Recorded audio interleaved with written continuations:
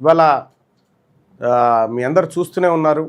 తెలంగాణ రాష్ట్రంలో ప్రైవేట్ స్కూళ్ళ ఫీజుల దోపిడీ మీ అందరు కల్లారా చూస్తున్నారు.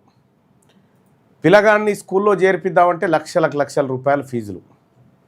విద్య అనేది వ్యాపారం కాదు అని దేశం చెప్తుంది, కానీ విద్య అంటే వ్యాపారమే అనేమో ఇక్కడ కార్పొరేట్ స్కూళ్ళు కాలేజ్ యాజమాన్యాలు చెప్తా ఉన్నాయి. ఏబిసిడీలోనికి ₹1,00,000 ఏబిసిడీలు నేర్పిస్తే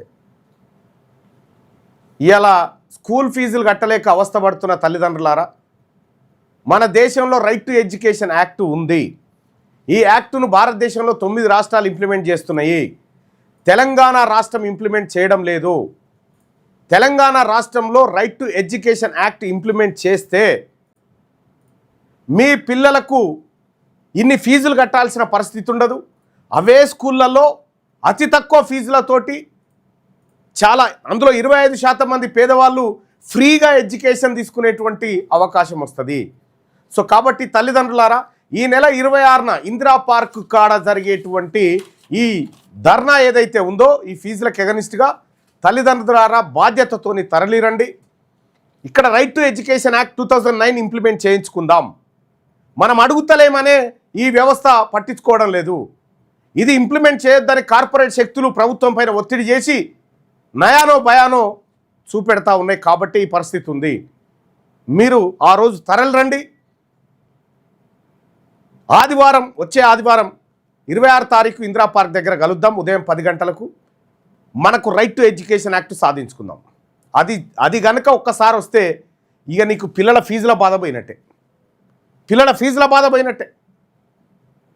ఒక ఏడాదికి ఈ రాష్ట్రంలో ఒకే ఏడాదికి 90,000 కోట్ల రూపాయల బిజినెస్ చేస్తున్నాయి ప్రైవేట్ కార్పొరేట్ స్కూళ్ళు కాలేజీలు.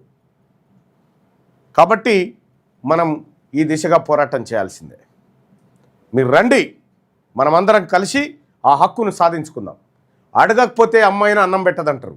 మనం అడగకపోతే, మనం పోరాడకపోతే, మనం ప్రశ్నించకపోతే రైట్ ఎడ్యుకేషన్ ఎందుకు ఇంప్లిమెంట్ చేస్తారు? ఇక్కడ కార్పొరేట్ దందాన్ని ఎందుకు ఆపుతారు? అందుకోసమే తరలి రావాల్సిందిగా విజ్ఞప్తి చేస్తున్నా. ఇంకా కొన్ని విషయాలు. ఇటీవల కాలంలో తెలంగాణ ప్రభుత్వం కులగణన డాటా రిలీజ్ చేసింది. అందులో అనేకమైనటువంటి అంశాలు పెట్టింది, కానీ అందులో చాలా అంశాలను దాచిపెట్టింది. ఏమేమి అంశాలు దాచిపెట్టింది? కులగణన మూలమైనటువంటి గ్రామం ఏదైతే ఉందో ఆ గ్రామాల డేటాను ఎందుకు మాయం చేసింది, మండలాల డేటా ఎందుకు మాయం చేసింది, నియోజకవర్గాల డేటా మాయం చేసి నేరుగా జిల్లా ప్లస్ స్టేట్ ఈ 2 మాత్రమే అందుబాటులో పెట్టింది. ఉద్యోగాల విషయంలో అదే చేసింది. తెలంగాణ రాష్ట్రం ఏర్పడితే మన నీళ్లు మనకు వస్తాయి, మన నిధులు మనకు వస్తాయి, మన నియామకాలు మనకు వస్తాయి. నీళ్లు, నిధులు, నియామకాలు, ఇది మన నినాదం. మరి నిజంగా నీళ్ళ సంగతి అయితే నేను అనేక మార్లు చెప్పిన, నిధుల సంగతి అయితే మనందరికీ తెలిసిందే. మనకు రావాల్సిన టీఎంసీలన్నీ, పోతున్న టీఎంసీలన్నీ, ఎంత వాడుకుంటున్నాం అనేటువంటి లెక్కలు మన దగ్గర ఉన్నాయి. కృష్ణానదిలో 550 టీఎంసీలకు 299 టీఎంసీలు. ఇటు గోదావరిలో సుదీర్ఘమైనటువంటి పారకం మన దగ్గర, మన క్యాచ్మెంట్ ఏరియా అంతా మన దగ్గర ఉంటుంది. పారకం లేదు. కాళేశ్వరం కడితే ఆ దస్కున గూలేపాయ. కాళేశ్వరం నుంచి సుక్క నీళ్లు లేవు. ఒక ఆయన అంటారు కాళేశ్వరం నీళ్ళు కాకపోతే ఇవి ఏమంటారు? నీ అమ్మ సన్నాసులారా, చదువుకోర్రా అందుకే అని చెప్తా ఉన్నా. జర చదువుకోర్రా, చదువు అక్షర జ్ఞానం ఉంటేనేమో తెలుసు. కాళేశ్వరం పంపులు నడవక కాళేశ్వరం ఎంత ఆగమై కూర్చున్నదా ఆడ మనందరికి తెలుసు కదా. వచ్చే నీళ్ళు శ్రీరామ్ సాగర్ నుంచి ఎల్లంపల్లి నుంచి మానేరు. ఇగో ఇది లెక్క. ఇలా ముఖ్యమంత్రి గారు పోతా ఉన్నాడు, కాళేశ్వరం దొంగలను పట్టిలో పెట్టేస్తానని 3 ఏళ్ళ పొద్దాయ దొంగలు బయటనే ఉన్నారు, ఈయన బయటనే ఉన్నాడు, అయిపోయా. ఇక మళ్ళీ ఇలా పోయి వీళ్ళని ఎట్టి పరిస్థితుల్లో వదిలిపెట్టేలాన్నా కూడా ఎవరు నమ్మే పరిస్థితి లేడే. ఆల్రెడీ కాంప్రమైజ్ పాలిటిక్స్ కనిపిస్తూ ఉన్నాయి ఆడ. నీళ్ళది అటుపాయ, నిధులది ఈ రేసింగు ఆ రేసింగు, అది ఇక పట్టుకొస్తాం లోపటేస్తాం, అయిపోయారన్న కథం, అది కూడా అయిపోయా. నిధులు కేసీఆర్ కుటుంబం పాలైనాయి, నీళ్ళేమో మళ్ళీ ఎప్పటి లెక్కనే వాళ్ళ పాలే అయిపోయినాయి, పోయిన భూములేమో మనయి. ఇక ఉద్యోగాలు, తెలంగాణ రాష్ట్రం వస్తే నీళ్లు, నిధులు, నియామకాలు. ఇక నియామకాల కథ చూద్దాం. ఇటీవల తెలంగాణ ప్రభుత్వం విడుదల చేసినటువంటి కులగణన లెక్కల ఆధారంగానే, అందులో ఉన్నటువంటి అంశాల ఆధారంగానే ఈ లెక్కలు మీ ముందుకు తీసుకొస్తాం. బీసీలకు నాగరాజన్న మీరు రండి, మీరు వస్తేనే బాగుంటుంది. అది ఉండని ఇట్రా. బీసీలకు మహాద్రోహం, ఉద్యోగాల్లో ఓసీల గుత్తాధిపత్యం అనేది ఇది కులగణన ఇటీవల ప్రభుత్వం విడుదల చేసినటువంటి రిపోర్ట్ ఏదైతే ఉందో ఆ రిపోర్ట్లో ఉన్నటువంటి నిజమేది. గణాంకాల మాయాజాలం వెనుక దాగి ఉన్న అసలు నిజాలు, పగిలిన గాజు గోడలు, తెరవాల్సిన రహస్య ఖజానా. ఇది ఒక్కసారి చూస్తే అన్న, ఇగో ప్రైవేట్ రంగంలో కార్పొరేట్ అధికారం ఎవరి చేతిలో ఉంది అని అంటే, ఇగో ఓసీల చేతిలో 14.8%, బీసీలో 6.3% ఉన్నారు. ఇగో బీసీల పరిస్థితి చూడు. ప్రైవేట్ మరియు కార్పొరేట్ ఉద్యోగాల్లో ఓసీల ఆధిపత్యం స్పష్టంగా కనిపిస్తుంది. సగటున ప్రతి 100 మందిలో ఓసీలు 15 మంది అత్యున్నత స్థానాల్లో ఉంటే బీసీలు కేవలం 6 మంది మాత్రమే ఉన్నారు. ఇది కేవలం వ్యత్యాసం కాదు, దశాబ్దాల గుత్తాధిపత్యం. ఏమంటారు అన్న దీని గురించి? అరే నీకు మైక్ ఏదే బా. అంటే ఇక్కడ ఒక పెద్ద మనిషిని నేను 2009 ఫస్ట్ ఆఫ్ ఆల్ మీకు నాగరాజన్న పరిచయం అవసరం లేదు, కానీ చేస్తా ఉన్నా. బీసీలకు సంబంధించి మారోజు వీరన్న అనుచరుడుగా, ఫాలోవర్గా మారోజు వీరన్న ఆశయాలను సమాజంలోకి తీసుకుపోవాలనేటువంటి ఉద్దేశంతో ఆయన ఆశయం కోసం తీవ్రంగా కృషి చేస్తూ బీసీ ఉద్యమానికి వెన్నుముకగా నిలుస్తున్నటువంటి నాగరాజ్ గౌడ్ అన్న చాలా అద్భుతమైనటువంటి రచయిత, ఆలోచనపరుడు. బీసీలకు సంబంధించినటువంటి ఒక పవిత్రమైనటువంటి గ్రంథం ఇదిగో కుల వ్యవస్థ బీసీ సమస్య అని 1200 పేజీలతోని పుస్తకాన్ని తయారు చేసిండు అన్న. ఇది 4వ ప్రింటు అన్న నాకు ఇవ్వడం కోసం ఇక్కడ వరకు వచ్చిండు, ఇది తీసుకుంటున్నా. సో ఈ పుస్తకం ఒక్కటి మన దగ్గర ఉందంటే ఈ దేశంలో, ఈ రాష్ట్రంలో ఈ బీసీ కులాలకు ఏం జరిగిందో మొత్తం మీ దగ్గర ఉన్నట్టు. 20 పుస్తకాలు కొనాల్సిన పని లేదు, ఇది ఒక్కటే చాలుగా. అంత అద్భుతమైనటువంటి సంపద ఒక దగ్గరికి తీసుకొచ్చిండు నాగరాజన్న. ఇక నాగరాజన్న మీరు కంటిన్యూ చేయండి. అయితే నేను ఒక పెద్ద మనిషిని 2008-10 మధ్యలో కలిసినప్పుడు ఆయన ఒక మాట ఏమన్నాడంటే, ఒక మన తెలంగాణ ఉమ్మడి ఆంధ్రప్రదేశ్లో బీసీల తరపున ఉన్న పెద్ద మనిషి, ఐఏఎస్ ఆఫీసర్. ఆయన కలిసినప్పుడు ఎస్సీ ఎస్టీలు బీసీలు ప్రైవేట్ సెక్టార్లో ఉన్న కంపెనీల దగ్గరికి బౌండరీ దగ్గర కూడా పోలేని స్థితికి ఉంది. అది ఆనాటి పరిస్థితి. ఇప్పుడు కూడా అదే పరిస్థితి ఉందని చెప్పడానికి మీరు చెప్తున్న లెక్కలు ఉన్నాయి. ఇది ఎందుకు ఆ మాట అడిగిందంటే, మా అన్న కొడుకు MBA అయిపోయింది, ఉద్యోగం ఏదైనా రికమెండేషన్ కానీ నేను పోయినా. అయినప్పుడు ఆయన ఏమన్నా అంటే, ఒక 2 రోజులు కలిసి అంటే కుదరలేదు, 2వ రోజు కలిసిండు, కూర్చున్నాం. ఏం చదువుకున్నావు అన్నాడు. అంటే MBA చదువుకున్నాం. ఏ మీడియం అంటే తెలుగు మీడియం. ఒక మాట చెప్పండి అన్నాడు. చెప్పండి సార్ అన్న. ఎస్సీ ఎస్టీ బీసీ, ప్రధానంగా బీసీ అనే పదాన్ని నీ సర్టిఫికెట్లో ఉంటే నీ బౌండరీలో, అంటే వాడు కంపెనీ అని ఒక బౌండరీ ఉంటుంది, ఆ సరిహద్దు కాకుండా వాడిని ప్రహారీ గోడ ఉంటుంది, ప్రహారీ గోడ అవతల కూడా మనం పోయే స్థితి లేదు అన్నాడు. అది అప్పటి నుంచి ఇప్పటి వరకు కొనసాగుతుంది. దానికి ఇదే సాక్ష్యం. ఇవి గవర్నమెంట్ లెక్కలే మన. నెక్స్ట్ ఇక ప్రభుత్వ ఉద్యోగాల్లో మాయాజాలం ఎట్లుందో చూద్దాం. రిజర్వేషన్లు ఉన్న దక్కని ప్రాతినిధ్యం. ఓసీలు ప్రతి 100 మందిలో 3.5% వాళ్ళు ఉద్యోగాలు సంపాదించారు. బీసీలు ప్రతి 100 మందిలో 2.3. అవును. ఇక నీళ్లు, నిధులు, నియామకాలు ఈ 10 ఏళ్లలో జరిగింది. ఇప్పుడు ప్రైవేట్ కంపెనీలను ఎవరి చేతుల్లోనే? వాళ్ళ చేతుల్లోనే. అసలు సీఈఓలు జ్ఞానం లేని వాళ్ళు ప్రైవేట్ కంపెనీలు నడుపుతున్నప్పుడు మరి ఎవరు ఉంటారు అలా? ఇగో ప్రభుత్వ ఉద్యోగాలలో కూడా రిజర్వేషన్లు మనకున్నాయని లొల్లి పెడితే, రిజర్వేషన్లు మనకున్నా ఎవరికి వచ్చింది మరి? ఇక్కడ వాళ్ళకే వచ్చింది. నియామకాలు కూడా వాళ్ళకే. అదే రిజర్వేషన్లు ఉన్నప్పటికీ అత్యున్నత ప్రభుత్వ ఉద్యోగాల్లో మరియు కీలక నిర్ణయాత్మక స్థానాల్లో ఓసీల ప్రాతినిధ్యమే ఎక్కువ. జనాభాలో సగానికి పైగా ఉన్న బీసీలకు దక్కింది కేవలం 2.3%. ఇది బీసీలకు దక్కిన లెక్క. ఇది సర్కార్ లెక్క, నాది కాదు. రేవంత్ రెడ్డి గారు మొన్న విడుదల చేసినటువంటి లెక్క. ఇక పారదర్శకతలో ద్వంద్వ ప్రమాణాలు. జనానికో లెక్క, జనాభాకో లెక్క, ఉద్యోగానికో లెక్క.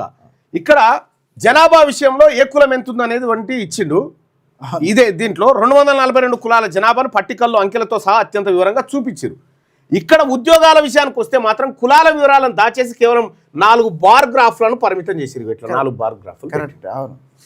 ఈడెందుకు చెప్పలే కులాల వారిగా?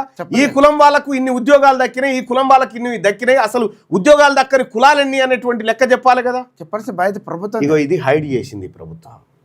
ఇది హైడ్ చేసింది. అంటే ఇక్కడ మనం ఒక విషయం మాట్లాడుకోవాలి. అంటే ప్రభుత్వం అనే కంటే పాలన వ్యవస్థనే గుత్తాధిపత్యంగా చెలాయించిన వాళ్ళు, రాజ్యాధికారంలో ఉన్న వాళ్ళు.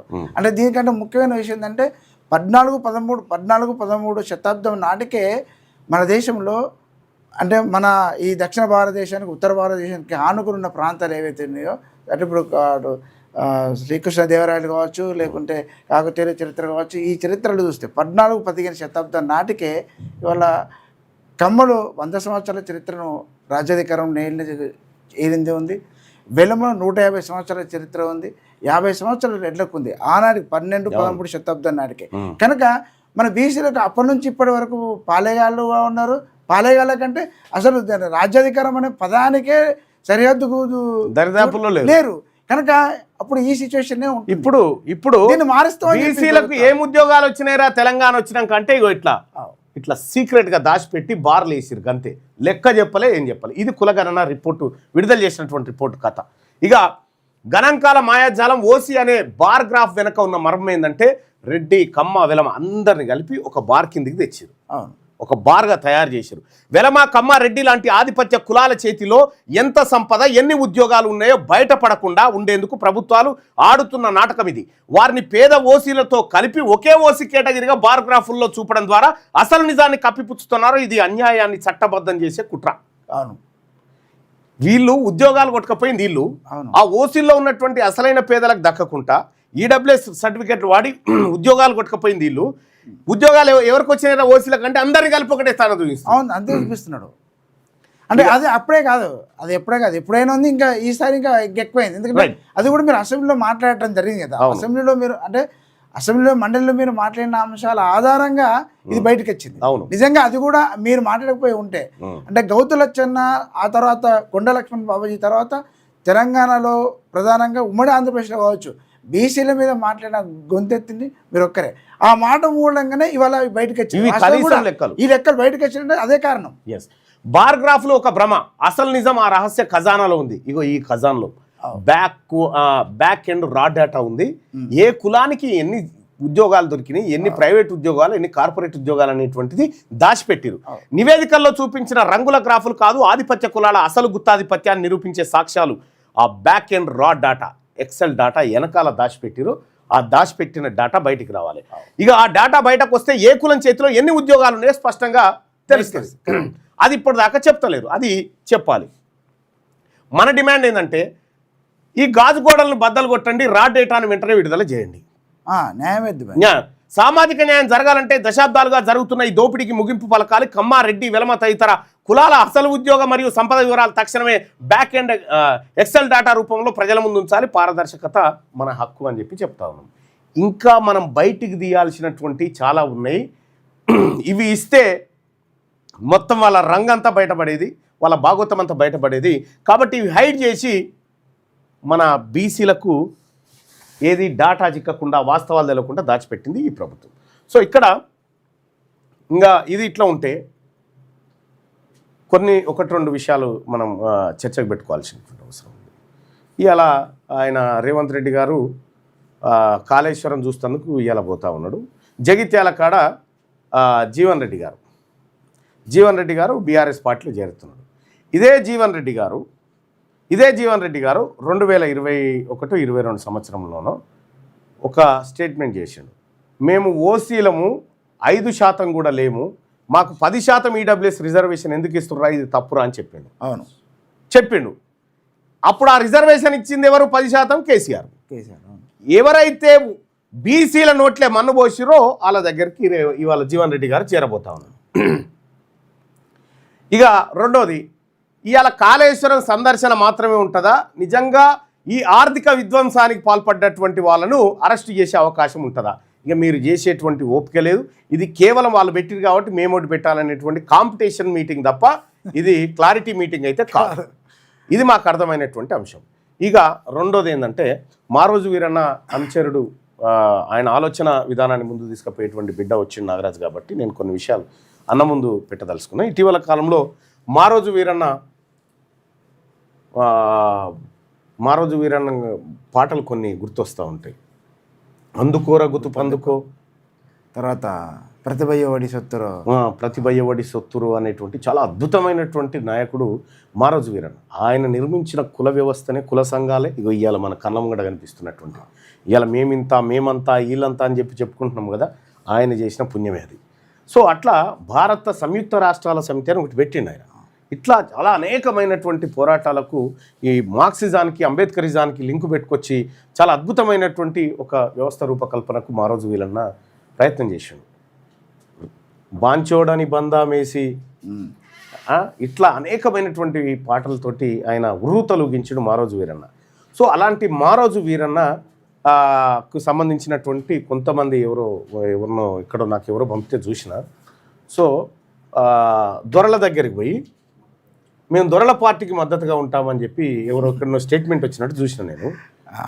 నేను ఒకటి చెప్తా ఉన్నా, మారోజు వీరన్నని కిడ్నాప్ చేసి మారోజు వీరన్నని కరీంనగర్ జిల్లాకు తీసుకుపోయి ఎన్కౌంటర్ చేసి చంపినటువంటి చంద్రబాబు నాయుడు ప్రభుత్వం ఏదైతే ఉందో, ఆ ప్రభుత్వం మారోజు వీరన్నను చంపినాటికి ఆయనని హైదరాబాద్ నుంచి కరీంనగర్కు రవాణా చేసినప్పుడు రవాణా శాఖ మంత్రి కేసీఆర్. అవును.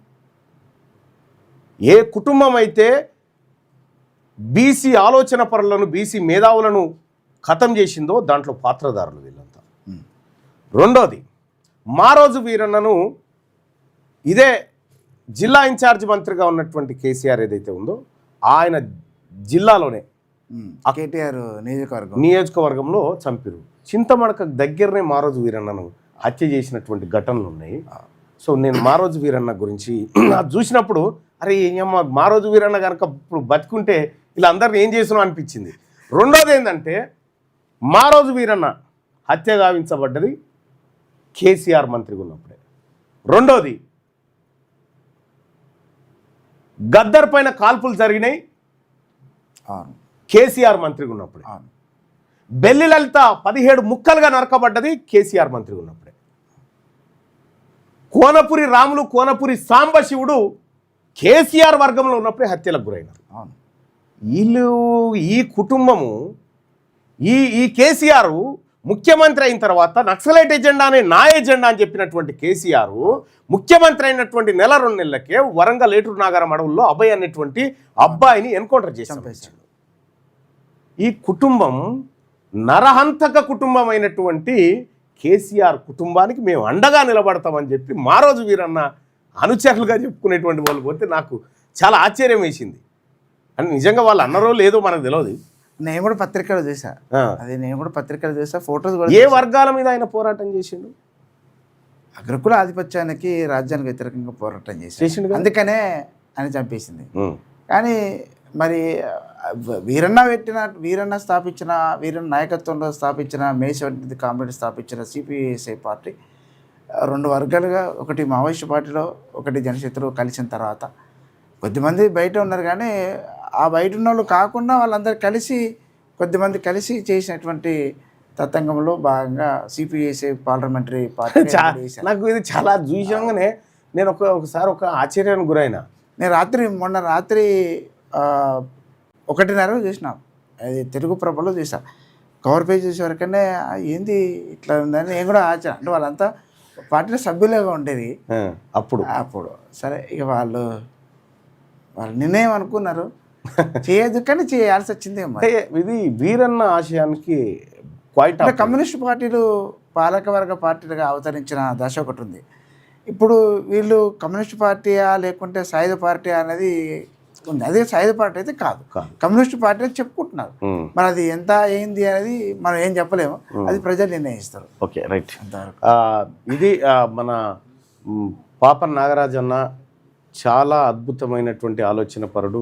ఈ పుస్తకం ఏదైతే ఉందో కుల వ్యవస్థ, బీసీ సమస్య అని చెప్పి చాలా అద్భుతమైనటువంటి పుస్తకాన్ని, ఈ పుస్తకాన్ని తీసుకురావడానికి తన శ్రమ మామూలు శ్రమ కాదు. కొన్ని సంవత్సరాల పాటు తిరిగి తిరిగి తిరిగి తిరిగి తిరిగి ఆయన కష్టాన్ని నేను కళ్ళారా చూసిన. ఎందుకు చెప్తున్నంటే ఇది విమర్శ కాదు. ఈ ఒక్క మంచి పుస్తకాన్ని తయారు చేయడానికి ఎంతో కొంత మాలాంటి వాళ్ళందరూ సహాయం చేయాల్సి ఉండే. చేసినామా చేయలేదా సెకండ్, కానీ చేయాల్సి ఉండే, అది బాధ్యత. ఇది చూడగానే చేయాలి. ఎందుకంటే ఇందులో ఉన్న ఇన్ఫర్మేషన్ ఇంకా బీసీలకు సంబంధించి ఇంకా ఎక్కడ దొరకదు. అంత అద్భుతమైనటువంటి పుస్తకాన్ని పాపన్న నాగరాజు అన్న తీసుకొచ్చాడు. అయితే ఇక్కడ చిన్న మాట, ఇది చాలామంది అంటే కరెక్షన్, ఇది సమాచారం కాదు. ఇప్పుడు మనం ఏమనుకుంటామంటే ఒక్కొక్క చాప్టర్ వైపు చేస్తాం. సామాజిక అంశం అనగానే కులం అనే అంశం, కులం అనే అంశం అనే అణచివేత, అసమానత, వివక్షత ఉంటుంది. ఈ విషయాలు మాట్లాడుకుంటే తప్ప ఇక్కడ రికార్డ్ లేదు. నేను అది రికార్డ్ చేశాను. ఎస్, రాజ్యాధికారం మాట్లాడతాం, కానీ రాజ్యాధికారానికి ఏ ఏ శక్తులు ఏ విధంగా ఎందుకు అడ్డుకుంటున్నాయి, అడ్డుకున్న తర్వాత ఏం జరుగుతుంది, మనం ఎట్లా రియాక్షన్ ఉండాలని చెప్పడానికి ఈ పుస్తకంలో క్రోడీకరించబడ్డాయి. అంటే ఆ స్థాయిలో తీసుకొచ్చిన నేపథ్యం. చాలామందికి పరిమితమైన విషయాలు ఉంటాయి. ఇంకా మాట ఏంటంటే దీంట్లో 2023, 24, 25 ఈ 3 సంవత్సరాల కాలంలో జరిగిన స్ట్రగుల్ ఏదైతే ఉందో, ఒక సైద్ధాంతిక రాజకీయ ప్రకటనకు సంబంధించిన రూపం తీసుకోవడానికి జరిగిన కృషి ఏదైతే ఉందో ఆ కృషిని ఇందులో చేర్చాను. ముఖ్యంగా ఇక్కడ ఏ మాట కా మాట చెప్పుకోవాల్సిన, నేను చాలా వేదికల్లో చాలామంది దగ్గర చాలా సందర్భాల్లో మాట్లాడుతున్నా, 2025లో తీర్మానం మల్లన్న మాట్లాడి ఉండకపోయి ఉంటే ఇవాళ మీ జనాభా ఎందుకు పెరిగింది, మా జనాభా ఎందుకు తగ్గింది అనే మాట, ఇది మీరు బతికినా సచ్చినా, మీరు ఈ రాజకీయాల్లో ఉన్నా లేకపోయినా ఆనాడు మీరు మాట్లాడకపోయి ఉంటే ఇవాళ బీసీ ఉద్యమం ఆ స్థితికి రాకపోయేది. అది రావాల్సింది, ఇంకా రావాలి, అది రాలేదు. అది అంతర్మదనం చేసుకోవాల్సిన సమయం ఇవాళకు వాళ్ళంగా ఉన్నది. ఇవాళ బీసీ సమాజానికి మీద, బీసీ సమాజం కోసం మాట్లాడుకుంటున్న మనము చాలా జాగ్రత్తగా బాధ్యత. గమ్మత్ ఏంటంటే కేసీఆర్ చేసినటువంటి కులగణన ఉందా, సమగ్ర కుటుంబ సర్వే, అందులో రెడ్ల జనాభా 10,99,574 చూపించిండు. ఇప్పుడు 17 లక్షలు అయింది ఒకటేసారి. ఎట్లా తగ్గుతుంది? వీళ్ళదేమో 7 లక్షలు పెరిగింది. రెడ్లది పెరిగింది, గౌండ్లది, యాదవ్లది, ముదిరాజులది, మున్నూరుక, పద్మశాలి, పెరిక, రజక అందరు తగ్గింది. వాహ్, ఎంత అద్భుతమైన. ఏది అంటే మన దగ్గరనే అది ఉంది అనుకో, గల్లిపెట్టిన మన దగ్గర ఉంటే ఏం కదా. సో ఈ పుస్తకం, ఈ కుల వ్యవస్థ బీసీ సమస్య అనేటువంటి పుస్తకం మీకు ఎవరికైనా కావాలనుకుంటే, ఇది చాలా వ్యయ ప్రయాసాలతో కూడుకున్నటువంటిది. ఇది దాదాపు ఒక 1,500 రూపాయలు ఉంటుంది అనుకుంటా మార్కెట్లో. మీకు ఎక్కడ దొరుకుతాయి అన్న ఈ పుస్తకాలు? అన్న ఇది ఇప్పుడైతే మార్కెట్ ఎక్కడ పెట్టలేదన్న, అంటే పుస్తకమే కనబడిన వాళ్ళే పెద్దోళ్ళే. ఇప్పుడు నేనేమంటున్నా, ఇట్లా పంచుకుంటా పోతే ఇక నువ్వు మళ్ళీ ఇంకో పుస్తకం చేయలేవు. అందుకోసం చెప్తా ఉన్నా, ఈ పుస్తకం కావాలంటే ఏ నెంబర్ని సంప్రదించాలి? నా నెంబర్ సంప్రదించాలి. నీ నెంబర్ ఏంది? ఇక్కడ రాయన్న, రాసే చేయితో. 9948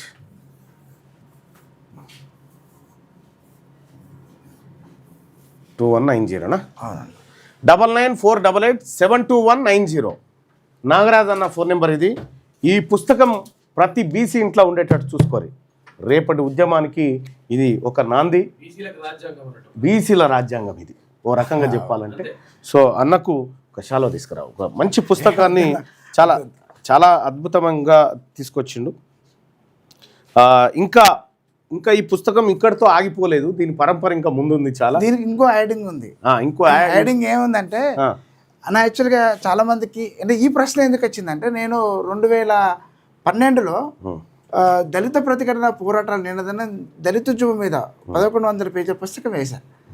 అప్పుడు కేవలం ఇది దళిత సమస్య అనగానే చాలామంది మనం మాట్లాడుకుంటామంటే కుల సమస్య మూలంగా, అణచివేత సమస్య మూలంగా మాట్లాడుకుంటాం. మరి బీసీలకి అణచివేత సామాజిక సమస్య లేదా? ఉంది. కాబట్టి బీసీలు కూడా కుల వ్యవస్థలో అంతర్భాగం కాబట్టి కుల వ్యవస్థకు ముడిపెట్టాలనే ఉద్దేశంతో నేను ఈ ఆలోచన. కానీ నేను జర ఉన్నట్టుగా మాట్లాడతా ఈ విషయంలో. మాట్లాడాను. ఈ పుస్తకం ముద్రణ సమయంలో, సరే పేరు అక్కర్లేదు కానీ, ఒక ఐఏఎస్ ఆఫీసరు, ఈ బీసీ ఐఏఎస్ ఆఫీసర్ ప్రెజెంట్, ఆయన దగ్గర పోయి ముద్రణ కోసం పోతే ఇక్కడ నా ఫోటో వేసి నా మార్గదర్శకంలో ఇది రాస్తున్నట్టుగా ఇస్తే నేను పైసలు ఇస్తానట. ఏ మార్గదర్శకం అక్కర్లేదని సపరేట్కి వచ్చి, ఇది ప్రజల కోసం చేస్తున్న ప్రయత్నం, అది నీ కోసం కాదని సపరేట్కి వచ్చిందట. ఇక ఆయన ఎవరో ఇంక తర్వాత లేదు.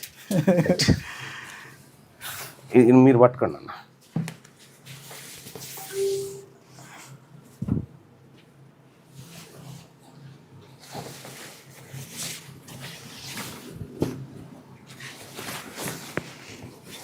ఈ మంచి ప్రయత్నాన్ని చేసిన మా నాగరాజన్న 100 ఏళ్ల కాలం బతకాలని చెప్పి మరింత ఈ బీసీ ఉద్యమానికి తోడ్పాటు అందియాలని చెప్పి మనసారా కోరుకుంటా ఉన్నా.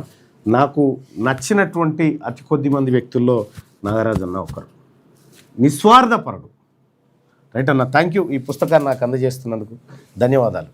ఒకసారి ఒక ఫోటో.